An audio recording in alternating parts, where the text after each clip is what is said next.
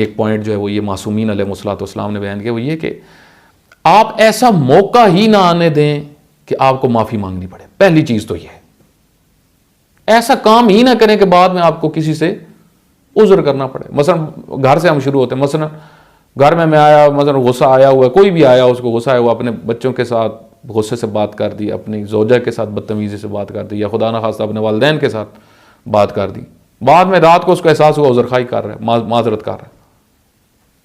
ٹھیک ہے، معذرت کرنا آگے آ رہا ہے کہ اچھی چیز ہے، لیکن آپ اب دیکھیں مومن کی کچھ نشانیاں ہوتی ہیں. مومن غصے پہ کنٹرول کرتا ہے.